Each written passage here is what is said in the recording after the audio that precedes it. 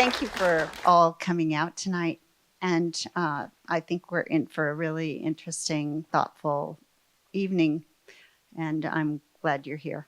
When I first learned about Tim Shriver's Dignity Index, I knew that was something that I had to share with the Planet Word audience.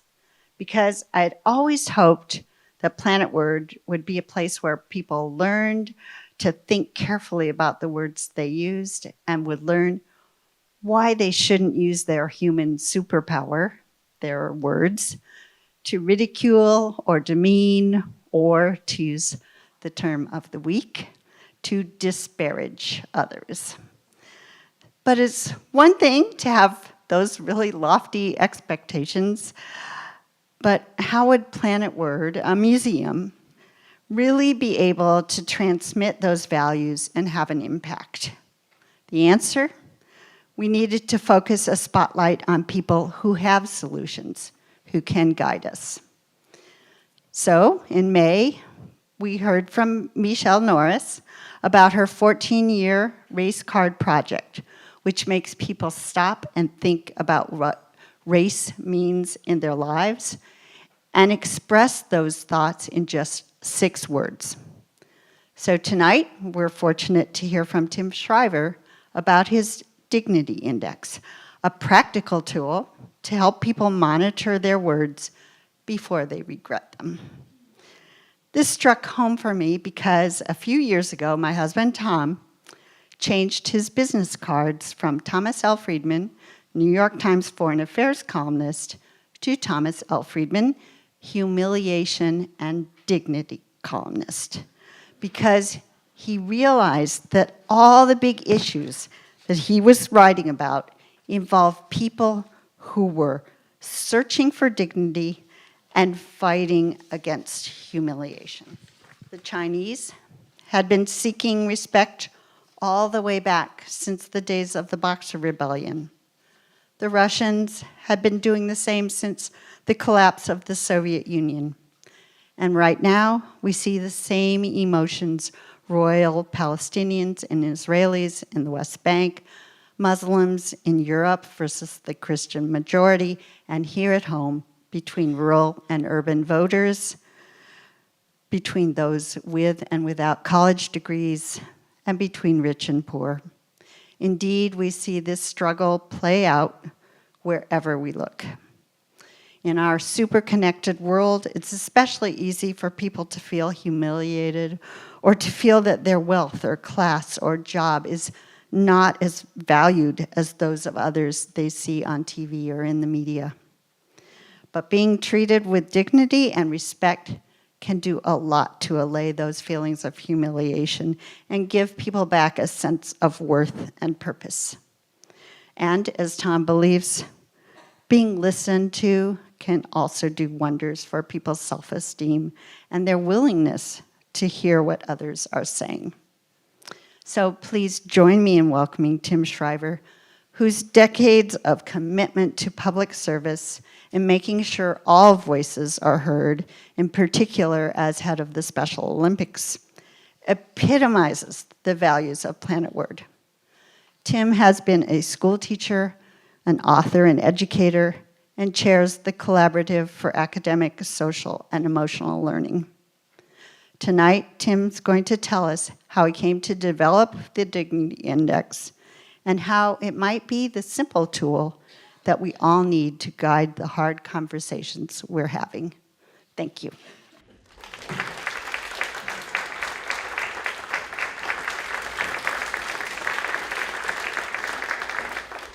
So there's a rumor in Washington that Tom Friedman is a good writer. But now I think everyone knows the secret that Ann Friedman is a brilliant editor and writer. If I'm not mistaken, is this true, Tom? Every single column you write, Ann edits? Yes, it is true. Does everybody know that? That's unbelievable. But thank you, Ann, for the beautiful introduction, and in particular for highlighting this nexus of humiliation and dignity, which I'm going to try to talk a little bit about today. And thank you for welcoming me here. When we developed this, I think I reached out to Tom and I said, I'm working on a project, and the place I need to land, the place we need to go with it, the venue in which I want to share what we're working on is this museum, because every museum struggles, in my view at least, knowing a little bit about a few of them, with how to stay relevant and future-oriented while they're capturing something that's in the past. You know, the classic vision of a museum is something behind a case, right? You look at it, you watch it, it's old. By definition, it already happened. And museums are always sort of like, but wait a second, we're trying to be relevant to the future. Well, this museum, in my view, has, or this, I don't know, do we call it a museum? This center, this pulse, this museum, has a unique, not just opportunity, but responsibility to the future. And the reason I wanted to come here is to sort of start the conversation. This is not a finished, I'm not here to present the final product. I'm here to, I hope, open a conversation. I was going to tell a funny story. I guess I'll tell it, even though we had Martin Luther King up here before, which was much better. So this story is about this book I wrote a couple years ago. It's not about selling the book, though. I was doing a little book tour, and I was in a hotel in the South, and I get on going up to the mezzanine where the function rooms are, and there's a guy in the elevator, and he's got a cowboy hat on, cowboy boots, big silver belt buckle, and I push mezzanine, and he goes, "Anyone ever tell you you look like a Kennedy?" And I was sort of focused on what I had to do. I said, yeah, I heard that before, and the door's open. He said, "Well, that must really piss you off."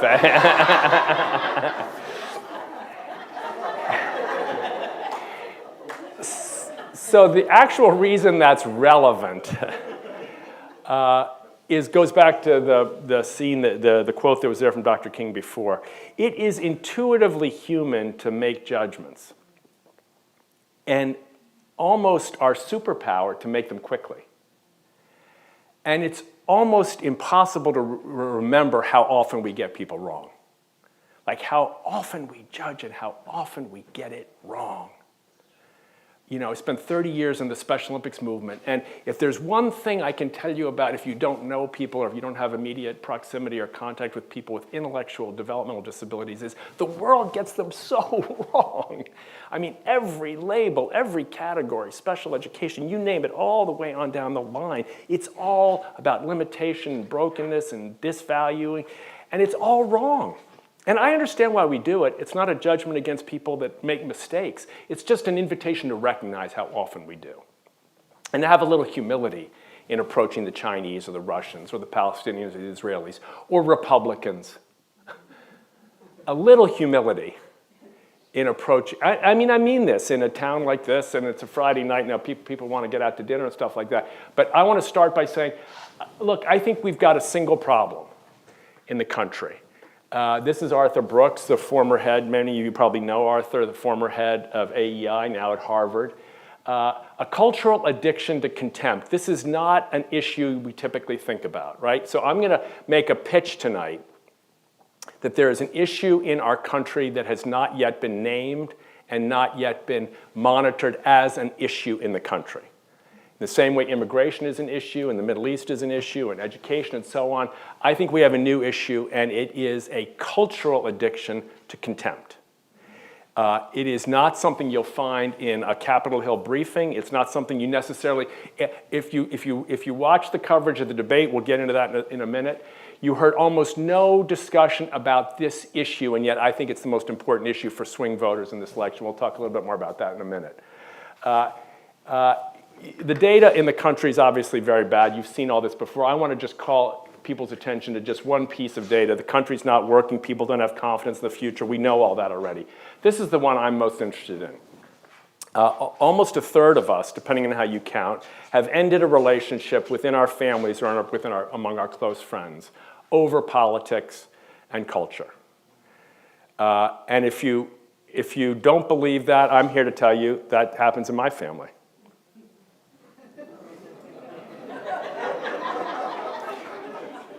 And I'm telling you, it's kind of funny, but it's not funny. It's horrible. And it's not necessary. It is directly a function, I believe, of what I call, this is kids. If you want to get angry about the contempt problem, recognize that it is making our children sick, lonely, and despairing about the future. And then you'd say, God damn it, that's outrageous. How dare they tear us apart like that? How dare we read and click on these things that demonize one another? Because what happens is our kids lose confidence in each other, they lose confidence in themselves, they lose confidence in the future. When I was Ann mentioned I was a teacher, in 1987, over here, I reported to the New Haven Board of Education in New Haven, Connecticut, an outrageous statistic. 20% of our kids were at risk of behavioral and emotional problems. 1 in 5. I got up in a room about this size, Board of Education here, and I gave the report. We had all the data, 5 separate scholars that studied our kids. 1 in 5 of our kids were at risk of behavioral and emotional problems. Look at it today.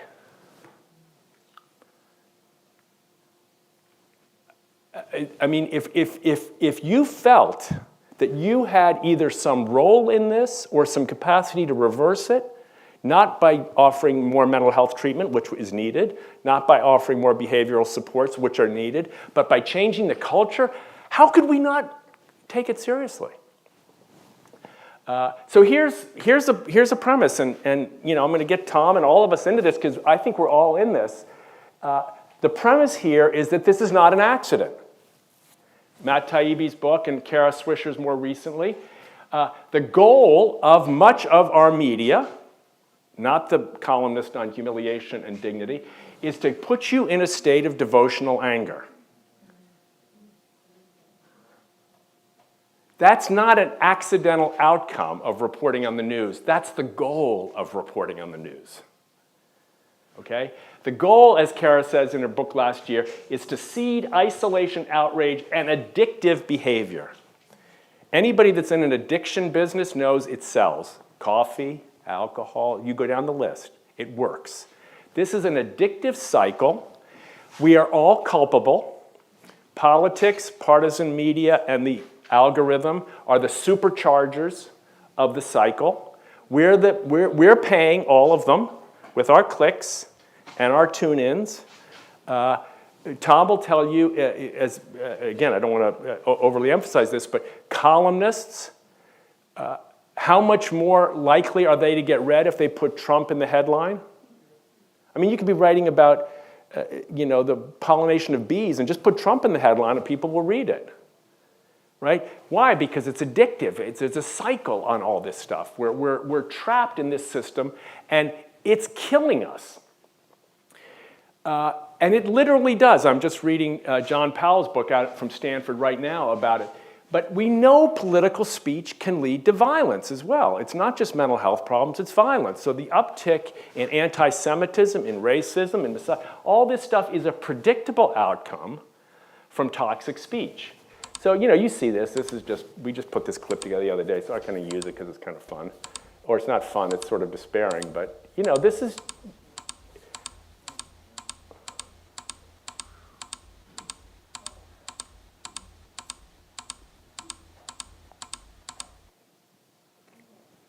So, picture yourself 15 and you wake up. Your mother says, or your father says, you have to be down for breakfast at 7:15. You wake up, you pick up your phone at 7:15, and that's what you see. And you wonder why the kids get to school, and they're like, what am I doing here? Right? And it's not just our children. I wanted you to see the detail. This is last 2 months ago's data from Frank Luntz. 47% of younger Americans. And you know who they're breaking off their relationships with? Their parents' generation. It's not just black, white, rich, poor, male, female, gay, straight, heartland, coastland. The generational gap is equally painful. And in some measures is worse. So here's our premise. We're going to get practical here in just a second. Our premise is that there's an antidote to contempt. It is dignity. Donna Hicks worked with Desmond Tutu in South Africa in the post-apartheid truth and reconciliation process. Richard Rohr comes at this from a more spiritual perspective. But my pitch to you is that we're in the process of trying to find our way into a new paradigm of how we resolve problems and how we develop belonging. Historically, Catholics could have belonged to this, Jews to that, Protestants to that, white to this, black to that, rich to this, poor to that.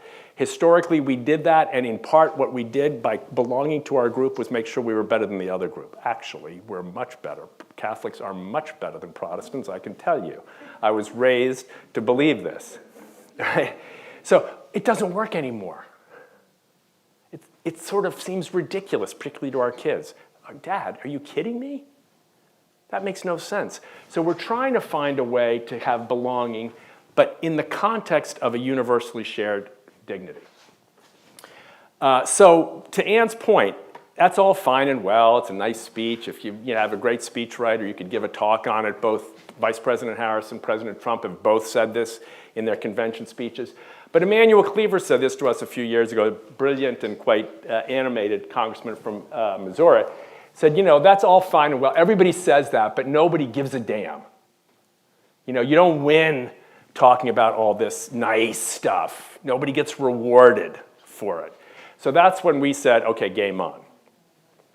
So we built this, and the concept here is that that democracy, in circles like ours, democracy's at stake. Democracy depends on debate, right? There's no democracy if you can't have debate. And we're at a point now where we can't even talk to each other, much less debate intelligently. And when you lose the capacity to have intelligent debate, as Yuval Levin has argued, the trust in institutions necessary to sustain them falls apart, and the institutions themselves cannot hold. So our premise here is that we've got to figure out how to do this. So here's the teacher in me. All right, everybody's got a little card, right? You will be graded. But I'm sorry to tell you, you're going to have a very tough grader. It's going to be you. This is how this works. This is a scale, normed, validated, and now worked on for almost 2 years by social scientists that has the capacity to measure only one thing. Only one thing. How we treat each other when we disagree. That's it. Not whether what you said is right or wrong. We don't measure that. Not whether you feel threatened. Not whether you're unsafe. Only whether your response is high in dignity or high in contempt. That's all we measure. Okay? So we spent a lot of time on this. Here's how it works. From 4 down is decreasing levels of dignity and increasing levels of contempt. It starts at we're better. It goes from we're better to we're good and they're not. It goes from that to they're evil. And it goes from that to they're not human. 5 and up goes the other way. It goes from basically equal time to I actually want to listen. To I don't just want to listen to find common ground. I want to listen even where we don't have common ground. To it doesn't matter. I'll treat you with dignity no matter what. So that's the way the scale works. And by the way, if something spontaneously possesses you, throw up your hand. I'm delighted to be interrupted at any point on this. But we're going to have a little fun with this right now, and then we'll talk a little bit about implications. So you get to do some scoring. Look at your score sheets. This is the quote here at the top is from Leon Mugesera before the outbreak of the Rwandan genocide. The quote below is from Heinrich Himmler. And you get to look at your scorecards and tell me what these quotes lead to. Do not be afraid. Anyone whose neck you do not cut is the one who will cut your neck. How would you score that between the 1, 2, 3, 4, 5, 6, 7, 8? That's a 1. Okay, they're not human. Now, what you're going to say is, okay, well, at least we don't have that in our discourse. No, we do. We find 1s almost every month in today's politics. And sometimes the politicians, I was just kidding, or I'm just using hyperbole. But some people don't hear hyperbole. Okay. All right, here we go. That's a 1. Okay, here's Hillary Clinton, a famous one.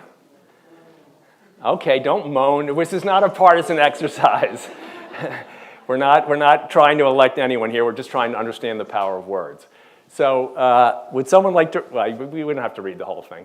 So there's a basket of deplorables. There's Trump supporters, and there's racist, sexist, homophobic, xenophobic, Islamophobic, you name it. They're irredeemable, but thankfully they're not American. Now this is a little harder. Look at your scorecard. I'm going to give you a hint. It's not on the 5 and up side. How would you score Mrs. Clinton in 2016? They are irredeemable, but thankfully they're not America. So that's a 3. That's a 3. They're not evil yet, but they're pretty darn close. We're good, they're bad. We're responsible for good things, they're responsible for bad things.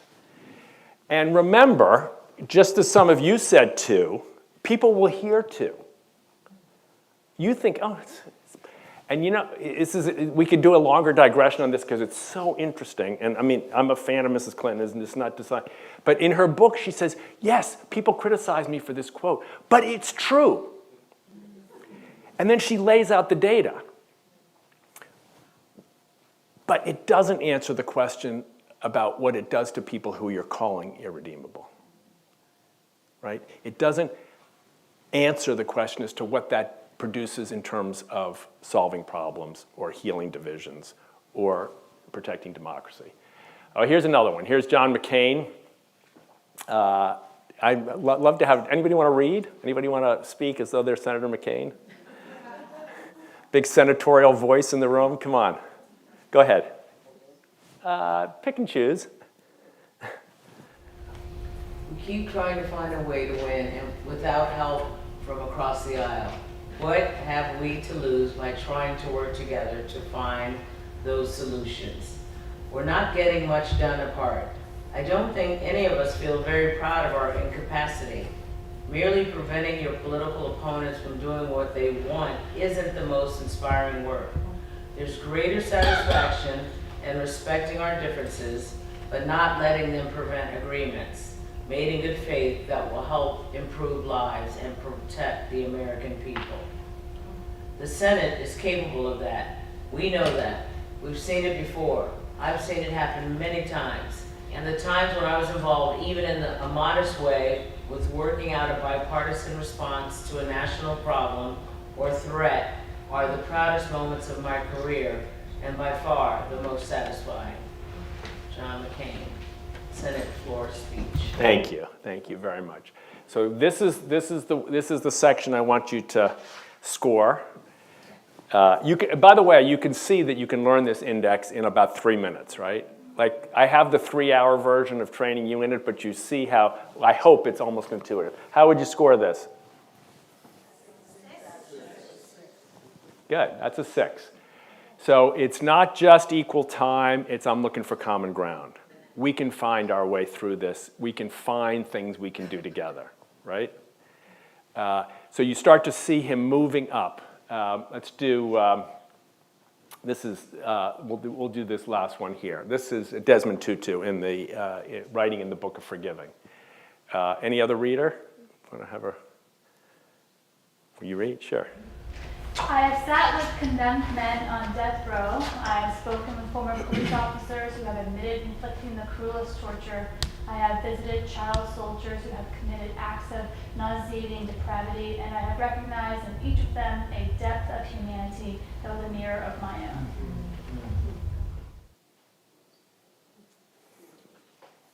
Now notice he doesn't say, I excuse acts of nauseating depravity. He doesn't say it's okay with me that police officers have admitted torture, have inflicted torture. He just says, I see myself in you. What do you score it? 8. That's an 8. And people will say, so, well, how could I possibly treat such a person with? But then, you know, I try to remind people, like, if you were saying someone deserves to be in prison, should they be treated with dignity in prison? Most people would say yes. They shouldn't be humiliated. They shouldn't be tortured. They shouldn't be free, but they don't have to have their dignity robbed from them.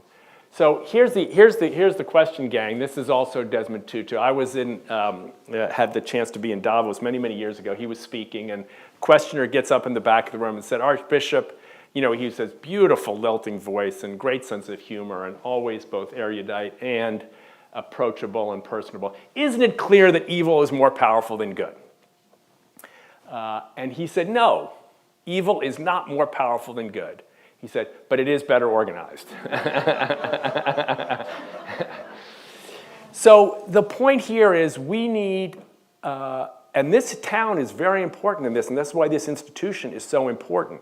We need a deliberate, organized strategy if we're going to shift the culture. We don't need 100 million Americans, but we need an organized strategy if we want to shift the culture. We can't hope it will happen.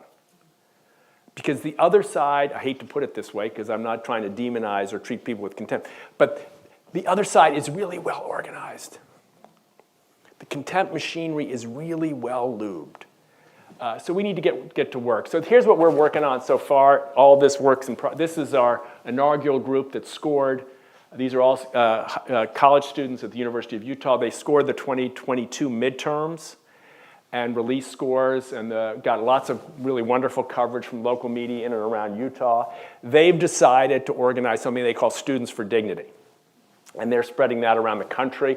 They distilled these skills on the back. These are part of, you'll see maybe a hint of, if those of you that know anything about social and emotional learning, these are skills that are all taught in our K-12 programs now when you see good social emotional learning, how to regulate before you debate, how to listen to hear, not to respond. These are all skills that the kids worked on and we're actually now teaching in some respects, how to be curious and not furious, all these kinds of, that actually help you move up. So when your son-in-law says that thing that just drives you crazy, or your wife once again says that irritating thing or brings up that thing that triggers you, try to regulate. Try to take 3 deep breaths. You'd be surprised. 3 deep breaths is harder than you think. Anyway, I'm not going to spend a lot of time on this, but this just to let you know. They've taken this also to school boards and like the Salt Lake City school districts, and we're hoping to work now on almost 200 school districts in Oklahoma, Joby, because your mother's there. But because the very Republican red state governor of Oklahoma, Kevin Stitt, has said Kevin Stitt, the governor, has told his communications team that he wants every statement that comes out of his office to be 5 and above. And they actually send us drafts. They'll say, and he's in a big fight, but he's very conservative. I mean, very conservative. But he gets in these, it's a rough and tumble game, politics, but he's trying to do the same thing. And he'll send us statements. He'll say, how would you score this? And we'll send it back to him. That's a 3. You got a 3 in there. And he tells the comms guy, rewrite the damn thing. I got to have a 5. Now, I'm not going to say he's perfect, but he's trying to do. So we're introducing this in schools and in school boards. Okay, this is one of my fun. This is what happens when kids learn this stuff really well. This is just for fun because I love it. Are you smart? Yeah. Are you strong? Yeah. Are you brave? Yeah. Are you pretty? Yeah. Are you kind? Not really.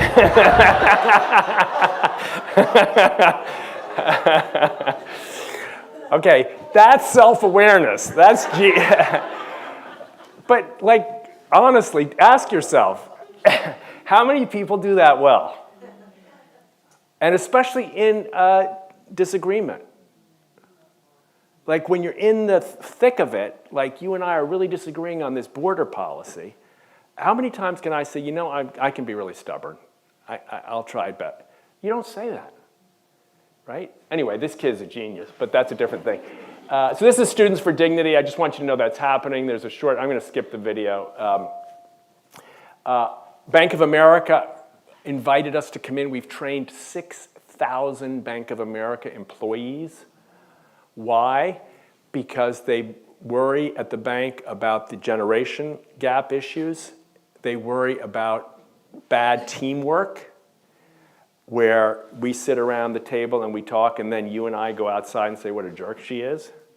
and there's a lot of contempt that is bubbling up in the workplace. They want to tamp it down and invite people to use dignity to act because they think it's problem solving 101. So it's just to say there's a little bit of people are catching on that I think this exists. Do you want to see the Ted Lasso clip or should we talk? Yeah, okay. Okay, so this clip, for those of you that watch Ted Lasso, this clip starts at a press conference where the recently fired coach or the recently departed coach that used to work for Ted has left and gone to the opposing team. And he sees a video of Ted Lasso bringing his team into the London sewers for a training exercise. Coach Shelley, would you like to comment on the new picture of AFC Richmond that's just showed up online? What picture?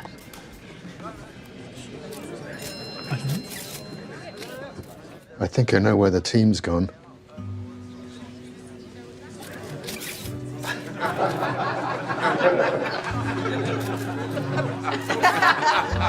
Yeah, well, it makes sense to me. Probably have to train in a sewer because their coach is so shitty.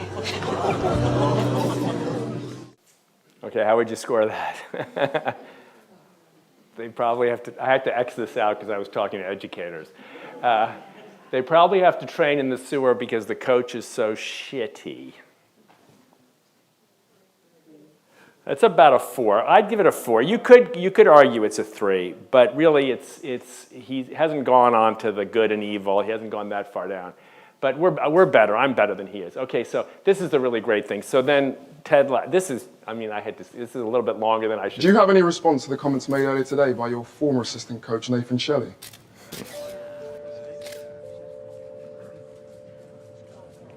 Yes, I do. Yeah. I thought it was hilarious. I mean, he came and got us, didn't he? No doubt about that. Hey, but that's Nate the Great for you. You know, he's the same way on the pitch. You know, he'll find the tiniest little weakness in a team and just want to attack that. Yeah. I mean, he's a junkyard dog, man. And smart. They're real lucky to have him over there at West Ham. I wish him the best of luck.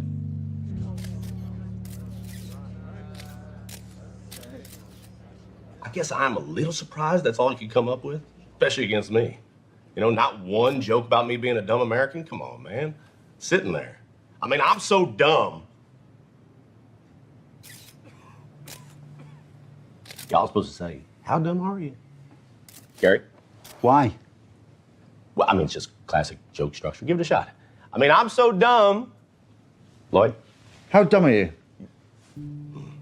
Okay. Well, I'm so dumb that the first time I heard y'all talking about Yorkshire pudding, I thought it was a fancy word y'all had for dog poop. Yeah. I mean, I'm so dumb. How dumb are you? Yeah, all right, well, you know.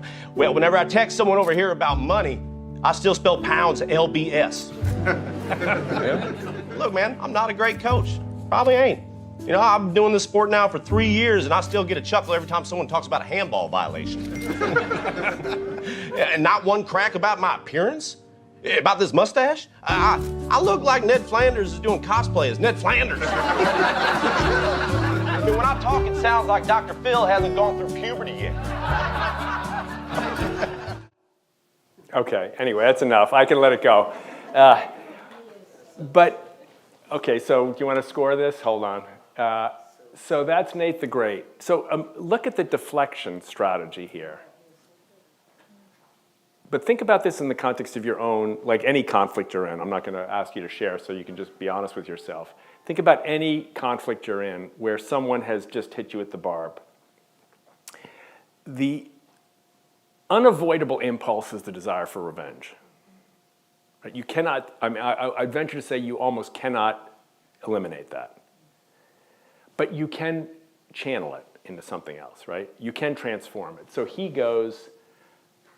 picks an advantage, he picks on something that's an advantage in the guy and turns it into a compliment.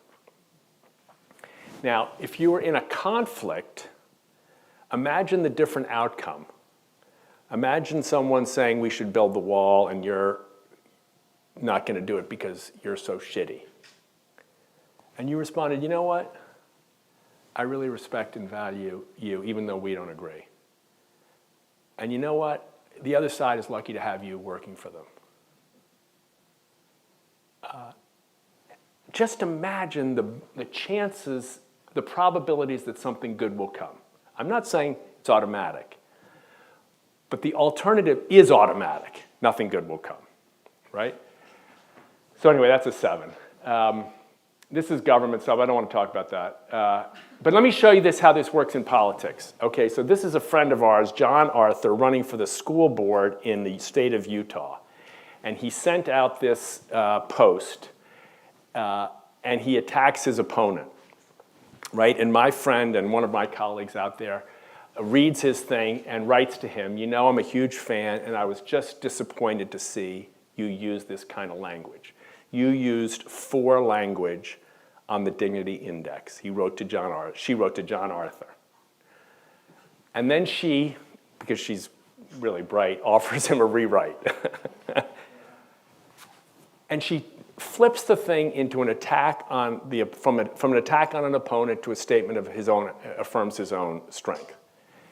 And he writes back saying, you know what, I didn't write the original thing. I'm going to apologize. This is embarrassing that I sent this out. And then he publishes this little video. Hey everyone, this is John Arthur, your candidate for the Utah State Board of Education. Videos of my testimony in the U.S. Senate have popped up on YouTube. And while I'm grateful my love for teaching is being amplified, my positive message gets lost in titles like Teacher Schools Republican or Teacher Shuts Down Senator. I'm a public school teacher, shut down nothing. I'm starting conversations and finding solutions. Schools Republican, please. I'm on a mission to make public schools strong. Speaking of Republicans, they had their primaries this week and chose Molly Hart as their candidate in this race. Let me tell you about my opponent. Dr. Molly Hart is a smart, capable administrator and public servant. Not only that, she's a kind and decent person too. Our visions for the future of public education are very different, but I've got nothing but love and the utmost respect for her, and this November, the voters in District 7 will have 2 experienced educators to choose from on their ballot.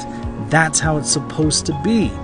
I'm not running against anybody. I'm running for Utah students, teachers, families, and public schools. I'm a public school teacher, and running in a political race has me wanting to say all the things I say to my 6th graders when they try to distract me. Thank you, but I got no time for nonsense. The future needs us to focus. We're too busy being great to get distracted. We can do this, so let's go.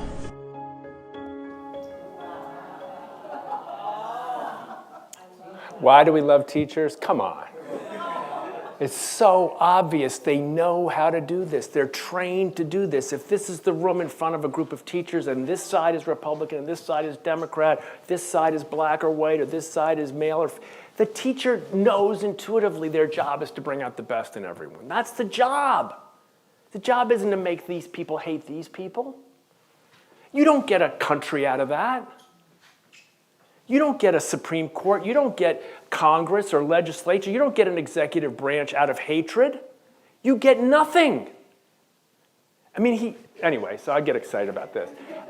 Anyway, this is governors. I just want you to know that, you know, Spencer Cox was the head of the NGA. Wes Moore, of course, our governor right here in Maryland. They led this conversation at the National Cathedral just a few months ago. You can see Ruth Keteji there, professor at Harvard, and Donna Brazil and yours truly, we all got. So here's just one quick example. This is a Frank Luntz taping of Governor Phil Scott of Vermont. You can bring your points up, this is but you really tracking should be Republicans listening and to Democrats. what are their points? What are their fears? Why do they feel the way they do? And I think there's a way to get through that. Maybe learn something yourself. Maybe they will learn from you if you're calm and give a good argument instead of an emotional argument. If you still get to a point where you can't agree, that's okay. It's okay not to agree on every issue. It's okay not to win every issue. And hopefully you have that respect, mutual respect, so you can have those conversations. It's never too late to be a better person. It's never too late to be kind. It's never too late to put yourself into someone else's shoes and understand what they're going through, and just be better people and lead by example. Together, we can disagree better. So this is a Republican governor of a very, very blue state, Vermont. I think about 4 or 5 months ago, he's the most popular governor in the country. So what I hear a lot, and maybe you've heard it from politicians, is you can't win with this. That's not true. That's not true. You might have to be a little bit more clever, but you can win. And the reason is, in my view, it's a little secret we find from this dignity index stuff, is that people get less and less interested almost immediately in using it to judge other people. And they get much more interested quite quickly in using it to change themselves. We call it the mirror effect, a little catchy term. And what we think is going on is that contempt is hard to spot when you use it. And it's hard to use once you've spotted it. A woman came up to me a couple months ago and said, you know, I don't know what to tell you, I hate hateful people. And that's the most natural thing to say until you hear it. Everyone, I'm going to take the prerogative of the mic to say that everyone here has used contempt without noticing it. And once you notice it, you go, wait a second, I don't want to be that person. I don't want to use language that's going to be close to Heinrich Himmler. Like, I just don't want, don't take me there. Now, there will be people who will say, I don't care. But the vast majority of us want to do what we've talked about with this language is solve problems. You can't solve problems if you don't work across the aisle. No big ones anyway. Ease divisions. You can't have Thanksgiving in a large American family today if you haven't figured out how to ease the divisions. And prevent violence. Nothing we're doing right now in our politics is doing anything other than incent higher risk of violence. So if you want to prevent violence, if you want to ease divisions, if you want to actually make the democracy work and solve problems, not to mention problems in your own family, you almost have to conclude that you've got to try something else. Like the Einstein thing is true. We can't solve this problem using the old solution. I can't condemn Republicans out of this problem. I hate to say it, but look at the progressive politics and media of the last 5 years. How much effort they've spent, how much effort we've spent, I'm going to own it, trying to reveal to people how stupid Donald Trump is. How many people's minds have we changed? None. Zero. And we just keep doing it as though that's going to change anybody's mind. Because we just can't believe how stupid those people are. And if we just tell them how stupid they are, they'll realize it, and then they'll come over to us. Like nobody with a 3-year-old would think that's a good strategy. Imagine if on the debate stage, okay, so here's the fun thing. Kate, do we have scores from the debate you can get to look at, and then we can start a conversation. We have handouts. So we scored 6 passages from the debate. Here's the passage you won't see. I know that 70 million Americans didn't vote for me the last time and won't vote for me this time. It doesn't mean I don't care about every one of them. It doesn't mean I don't want to represent every one of them if I get elected. And every one of those 70 or 80 million Americans who don't vote for me are still part of this country and a part of this country I value. No one said that. Not that hard. So you get to see here, you get to see a bunch of quotes. We just did this release and I tried to summarize it in a shorter version today. Wish me luck. I think I'm going on Fox next week to defend this.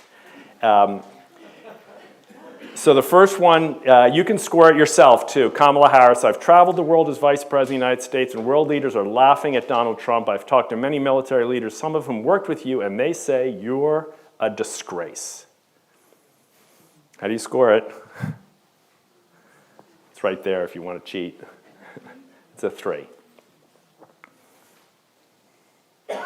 Donald Trump, number 2. We're a failing. Tom, you get to read this one. We're a failing nation. We're a nation that's in serious decline. We've been laughed at all over the world. All over the world they laugh. I know the leaders very well. They're coming to see me. They call me. We're laughed at all over the world. Now, what are the chances that's going to move a swing voter? 0. 0. This is the point I make when people say, well, you're not being practical. Don't you know that negative ads work? 0 is the chance that you're going to win over a swing voter with that. I don't care whether you think it's true. It doesn't work. It doesn't work. Nobody moves when they're humiliated. Go back to the example that Tom and Ann used at the beginning. It just doesn't work. Okay, let's go to, you want to do a better one? Let's see, hold on, wait a second. Let's go to, you want to go to the back? Go to number 6. Yeah, if you can read. Does anyone want to read number 6 for us? I'm a teacher, I have patience. Okay, go ahead, yes, thank you. Donald Trump on current administration's immigration policy. Well, bad immigration is the worst thing that can happen to our economy. They have, and she has, destroyed our country with policy that's insane. Almost policy that you'd say they have to hate our country. That's a 2. Now remember, some people when they hear 2 think 1. Okay? It's not an accident. Some people, like just as if you were scoring it, you might have scored it a 1. I mean, you have the answer here, so you probably wouldn't. But you might score it a 1, and you think to yourself, well, wait a second. Left or right? They're trying to destroy our country? Hey, we got to do something. We can't let this happen. They're in charge. It's no wonder you get these conspiracy-minded things. You want to do, who wants to do 7?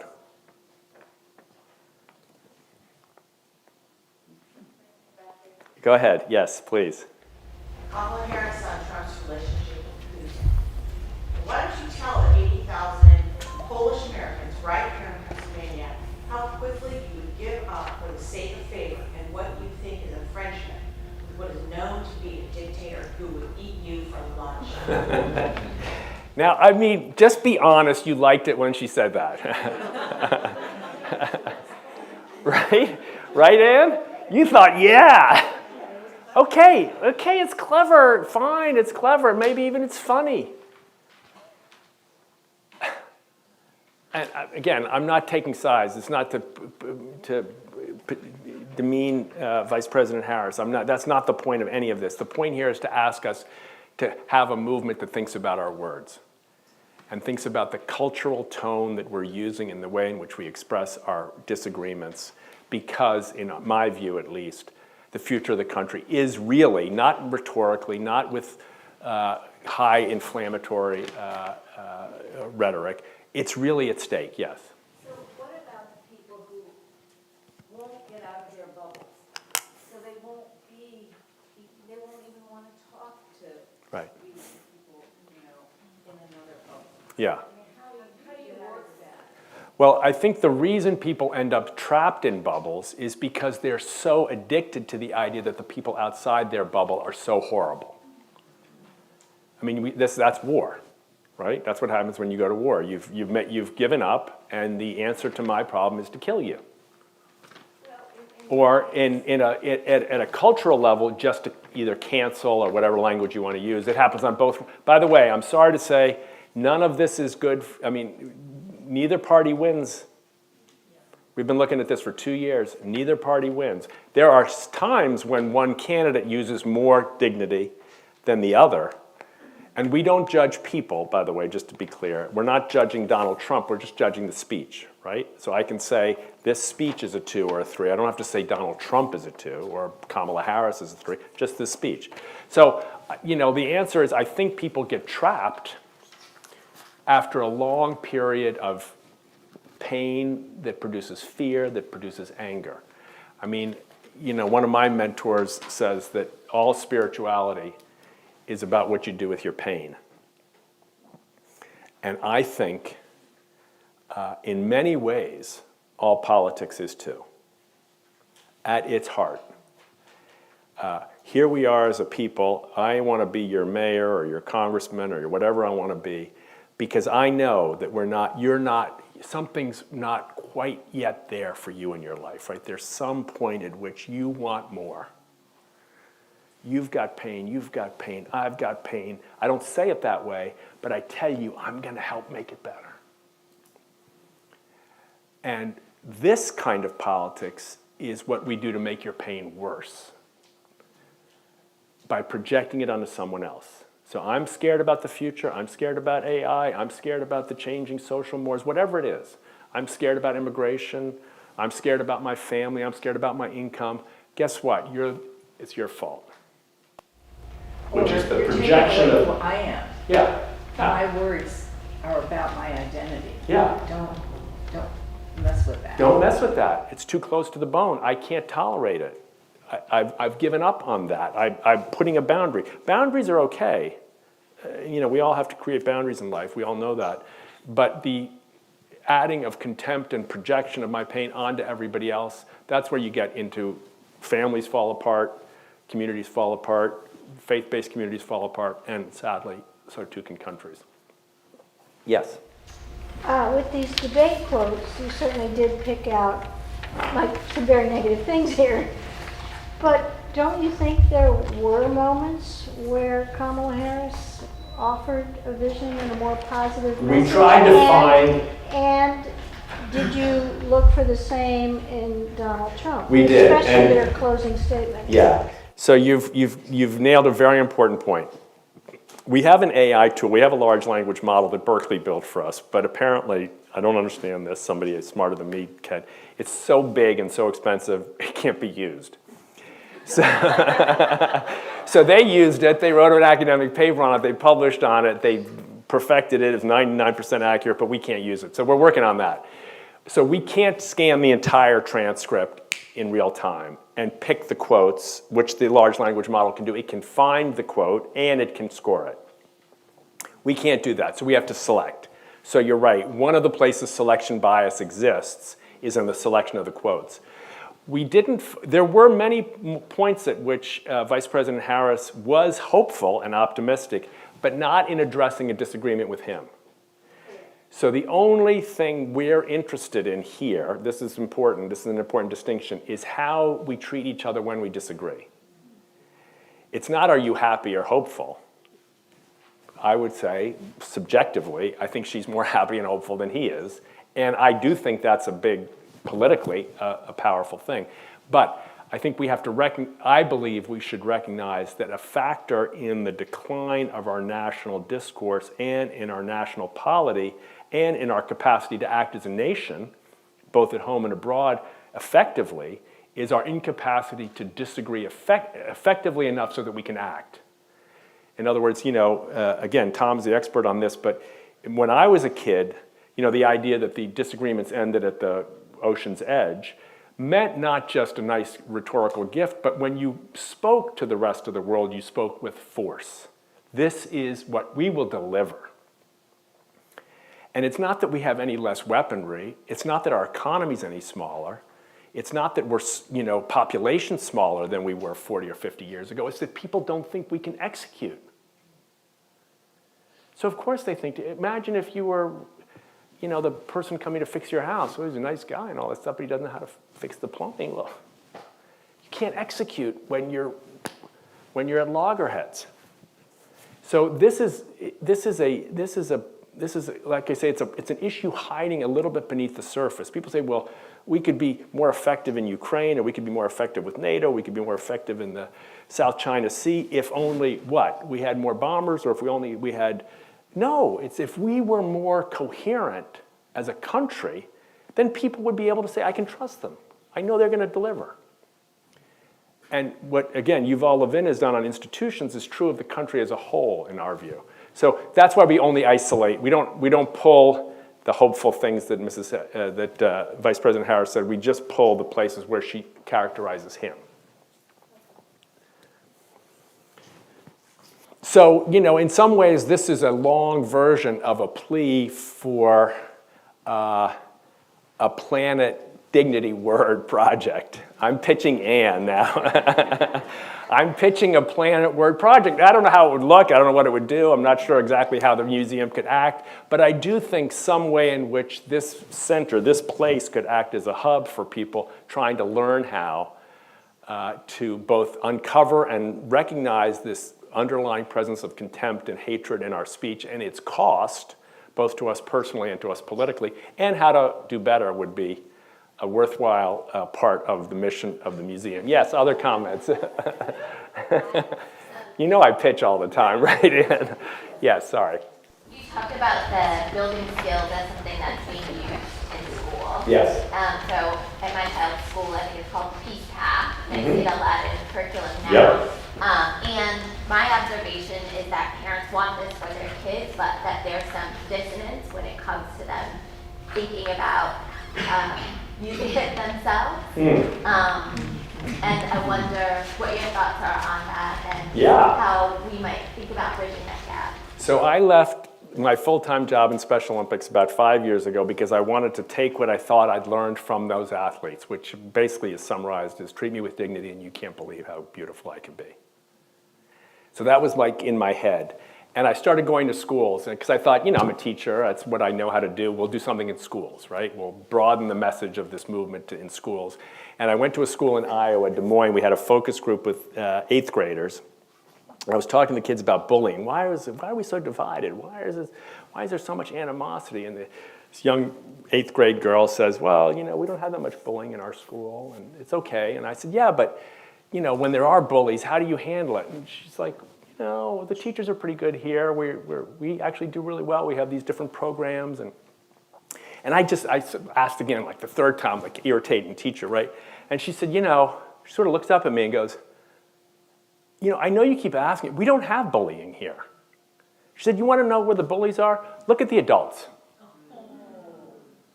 She said, when I get home at night and I watch my mom watching TV, there's bullies on TV all the time. So don't ask us about bullies. Go to them. And I was like, you're right. You're right.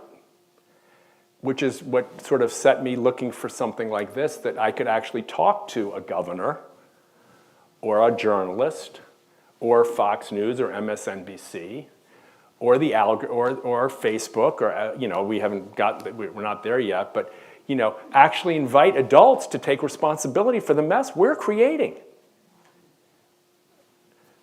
So I think you're right. Kids get it. And I think this generation, I visited 4 schools in Oklahoma last week. Oh my God, I could spend the whole day talking about these kids.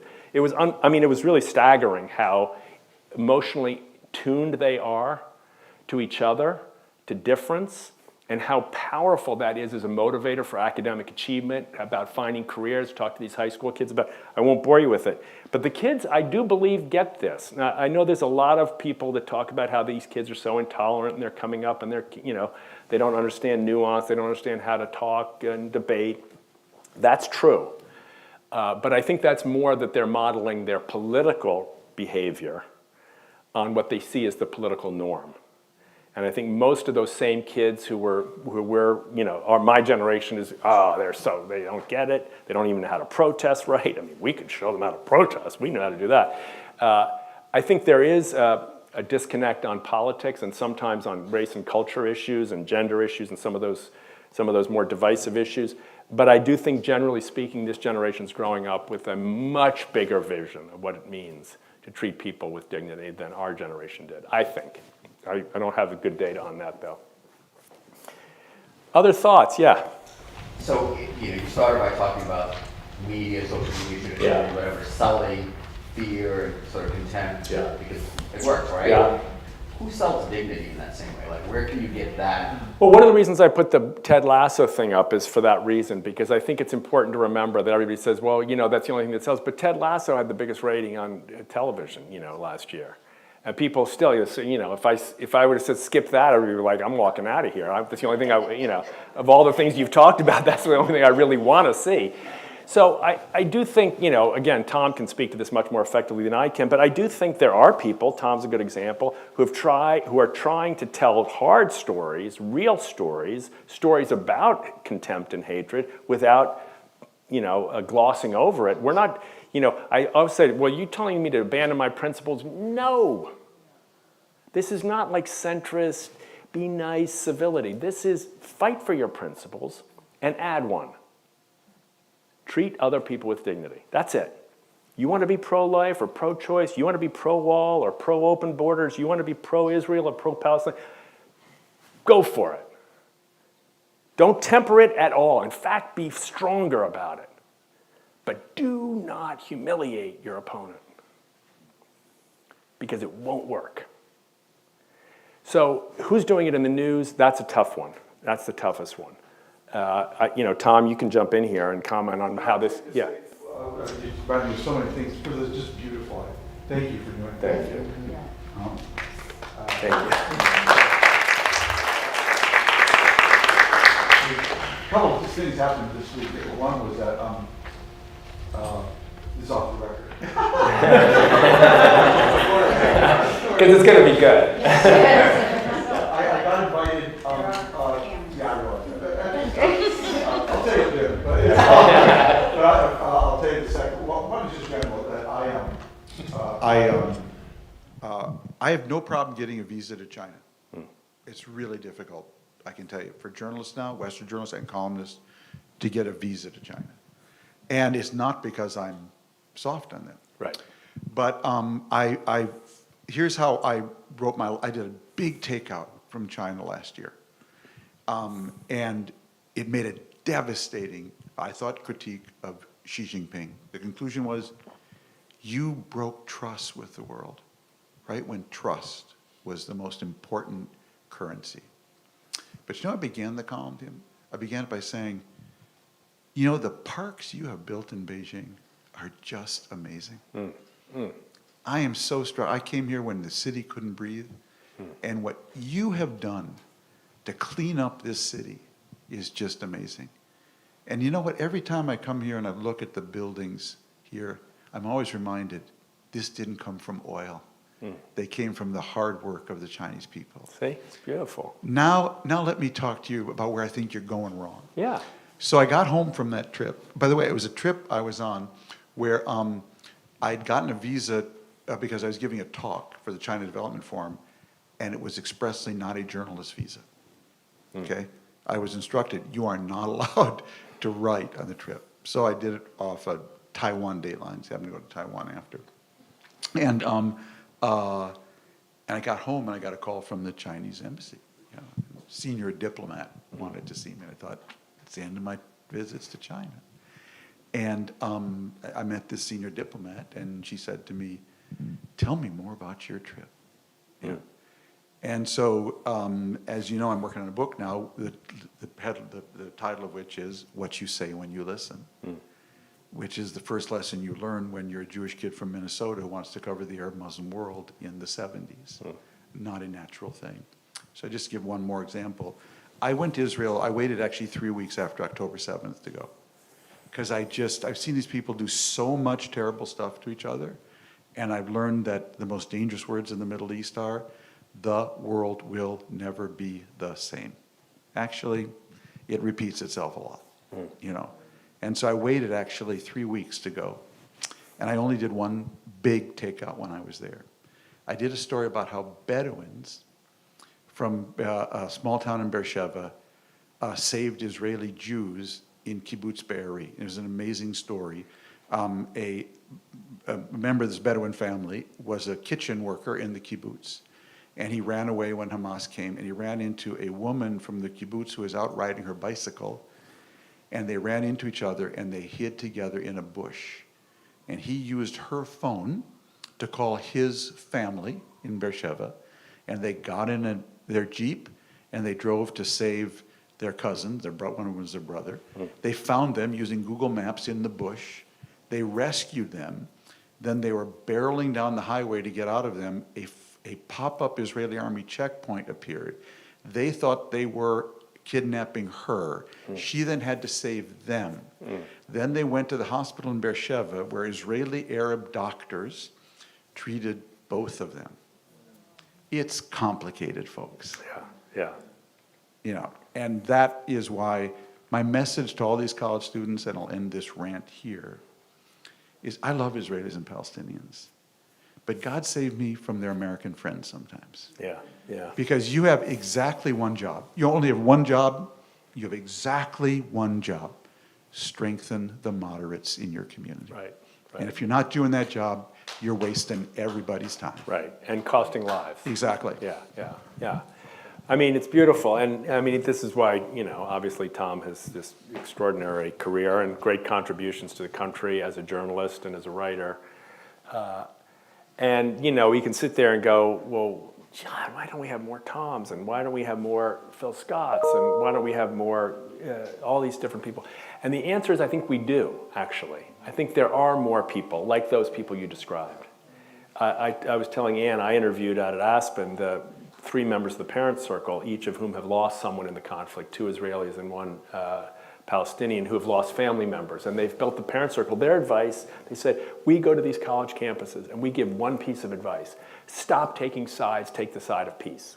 Now, you can say that's a side, but they're so angry at Americans for deepening the divisions in their own country when they're trying to get out of them. Yes, sir. Yeah, picking up on what Tom said, I'm thinking about 9/11, how that brought us together. Yeah. In Florida, you have a hurricane that brings us together. But then those people will go back to their bubble. They'll go back to their homes, and they'll get fed the same kind of feelings. So how do we create these feelings of crisis that we're in this together? We got to save each other. Let's run toward the accident, help the person out of the burning car. And at those moments, you don't know who's what party. So, and then we go back to our bubbles. So that's what we got to crack. I mean, I go back to that your little eighth grader in Iowa. You know, I think we've got to do better. We have to do better as adults. I mean, I would just say, if you click on the hate, you're paying for it. So stop. I mean, is 40 people in this room? That's 40 people who aren't paying the outrage tonight. If you don't turn it on when you get home. I mean, maybe you're addicted like a lot of people. I'm not accusing you of anything. But here's the point. This is kind of the, you know, everybody thinks this is intractable. It's not intractable. This is culture. Culture is a human creation, right? It's not. It's this, all we need. You know, Gladwell's book says 10%. You know, so depending on how you count the math, it's 20 million Americans. That's a lot, but that's not that many. But we got to organize and actually have campaigns that have people tuning out the partisan and the hatred and the contempt and the outrage. And we have to have leaders who we reward for bringing us together. Well, I would just say, I left this city's politics to go to Baltimore's politics, and Baltimore's slogan is "Be kind." Mm-hmm. And it's interesting as you're talking about the index. I love the fact that it's about individual statements and individualizing, but as someone who's leading in political circles, you know, what are some like policies or like, because you're right, people who want to come into asset-based conversations or come from a 7, 8, 9 aren't welcome or don't last. Mm-hmm. So what are things that we can do to kind of complement the index as individual statements, but also as policy, as leaders in government, agencies, because there has to be something that we have to do along with the rhetoric. Because I'm surprised that the asset, no one comes to the table asset-based. They come to fight. Right. Every agency comes to fight for the money, fight for the mayor's attention, fight for the audience, and there's no, and so the word, like, I've been shocked that we don't find the word collaboration, authentic collaboration, anything right now. Right. Well, I think none of what I'm saying is going to solve policy problems, right? I'm an educator. I want more money for public schools. Just by telling people to use more dignity and contempt is not going to fund the budget. I get it. So in some ways you say, well, come on, we got to get to work. But my point would be that as long as people come to the meetings, and I spent 15 years in New Haven Public Schools going to meetings where everybody fought all the time, and they fought like gloves off, right? And it didn't produce anything. It just doesn't. It doesn't work. I mean, this is the point. Like, the way to challenge people is to say, does it work? That's why I point out that, 6 years of people attacking Donald Trump hasn't moved a single voter. So if you want to move those voters, guess what? It's not working. It's not working. Guys, time out. It's not working. So calling him a disgrace doesn't move the dial. I don't know what the polls will say. Obviously, we can all hope for some outcomes here, but it doesn't work. So I think, we need leaders who can transform that meeting and who can find ways to build the kind of collaboration. We need to amplify their voices. And, I wish I had like a silver bullet. I want to do a measure, by the way, which I'd love to be able to tell you, maybe 5 years from now I can, that Baltimore has a higher dignity index score than Washington, or than, well, I don't know, maybe you do, but I don't have the data to support that. But I'd love to be able to start to, Bhutan tracks happiness. It's a little bit soft for me, but it's fun. Berkeley and other places are trying to track, versions of happiness in the United States.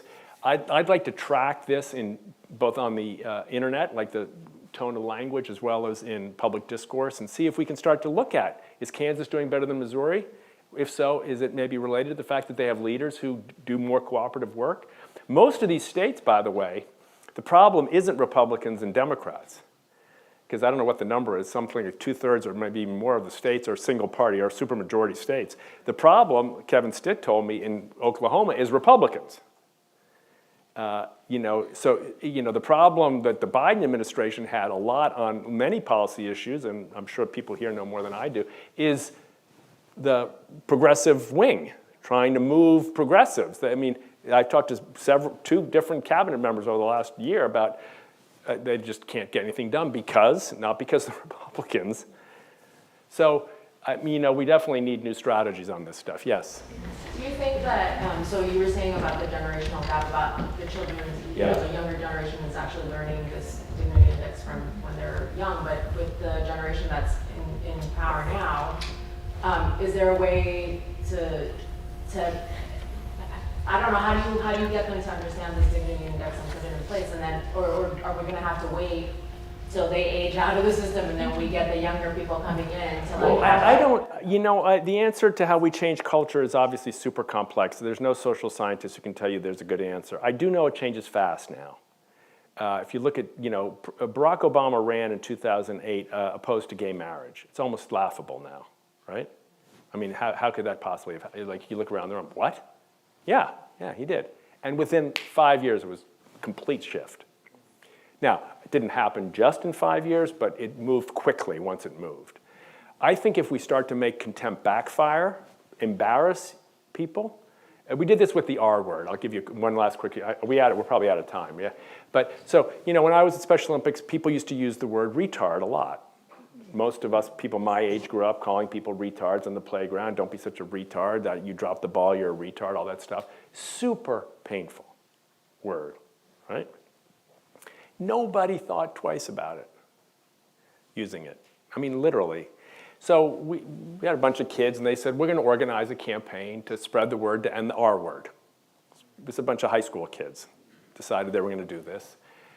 We polled it about 3 months in after we started. When we start a campaign, that means we go to high schools and kids organize old-fashioned drives to sign a pledge with a yellow pad on a clipboard.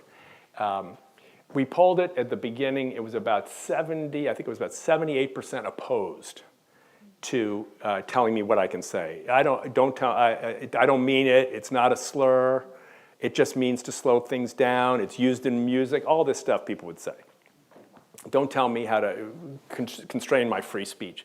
Within 3 years, 78% were in favor of us. Almost immediate flip. Now, you still hear it, but you don't hear it as much.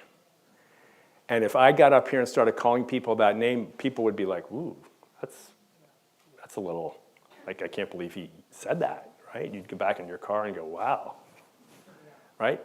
Now, how did that happen? I'm guessing no one in this room had anything to do with it, but everybody followed it. Or not everybody, most people. So culture can switch, and it switches often.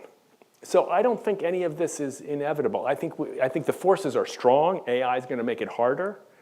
The reach of contempt is serious, but If not us, like, I think we've got to start, like if you get an email in the next week from a politician you'd like that uses a lot of contempt and has in the headline, he's dangerous, write back and say, I love you, I want to support you, but I don't support this because this scored a 2 on the Dignity Index. I'm not kidding. I'm not kidding. Small numbers of, in this case, highly influential people organizing little pieces of energy in that direction makes the guy who's writing that email go, can't believe that, that's interesting, I wonder why they said that. Check that out, what is she talking about? That's my hope. And I'll close with, did I put anything else? Oh, this is a great clip, but we don't have time for it. As you've probably You heard, do? Last night we lost one of the greats. Country music legend Toby Keith passed away at the age of 62. Now, I was shocked and saddened when I saw the news this morning. I knew Toby was ill, and he'd been fighting stomach cancer for some time, but I still had hope that we'd see each other again and that we would hear him on the stage. Because I was lucky enough to become friends with Toby over the years, as improbable as that seems. We met very early on the Colbert Report, and back then there was a not-so-helpful legend that I had knives out for some of my guests, and it didn't help that at the beginning I sometimes did. And I remember having some kind of plan for Toby, I think related to his Boot in Your Ass song, but right before I went on stage, I remember vividly looking down at my shoes and saying, what are you doing? You're a host. He's your guest. Make him feel welcome. See who he is. And what do you know? We hit it off like a house of fire. I couldn't believe how much I enjoyed talking to Toby Keith.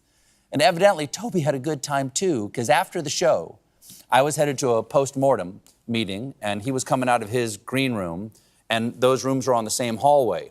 And as he was heading for the door that goes out onto 54th Street, he turned and caught my eye and said, hey man, you do a great job. Whatever the it is you do. And I took that as the greatest compliment, so much so that my then head writer, Allison Silverman, for Christmas had that stitched on a pillow for me. And it has been in my office ever since. That day, Toby taught me not to prejudge a guest and to have my intention, but to keep my eyes open to the reality of who they are. And for that lesson, and for a lot of other things, I'm always going to be grateful. This is a man who rose from Oklahoma's oil fields, where he worked on a rig, and the state's football fields, where he was a semi-professional defensive end, to become one of the most consistent hit makers in country music for more than 3 decades. 20 Billboard #1 songs, 42 top 10 hits, and rooms full of platinum and gold albums. Toby was a great performer, unapologetically patriotic, opinionated, brash, often controversial, but resonating with legions of fans by writing their lives in a very real and entertaining way. So we had him on a lot. He was always fun. He was in my Christmas special back in 2008. We had him on this show, where he gave me that guitar you see right there, which my son now plays, and I hope he'll think of Toby when he does it. One of my greatest honors was when I was asked to induct Toby into the Songwriters Hall of Fame, where I got to sing As Good As I Once Was, a song I used to listen to every night before going on stage. I think he enjoyed how unlikely a pair we seemed. I sure did. You know, like when people are excited when a duck and a horse are friends? Well, for the record, I was the duck. But Toby was always surprising people. You would think you know who Toby Keith was, and then you're watching Obama's Nobel acceptance speech, and there's Toby Keith giving him a standing ovation. Toby, what are you doing this time? Toby taught me not to judge people too quickly. And with his passing, I'm going to try to remember that again. It's something we all need to remember, because I'm sure Toby and I disagreed about many things, as so many Americans do these days. More and more of us are angrier and angrier with each other. But tonight, I will issue this invitation to anybody. I do not care who you are. I will meet you at this place. I will meet you at being brokenhearted that Toby Keith is gone.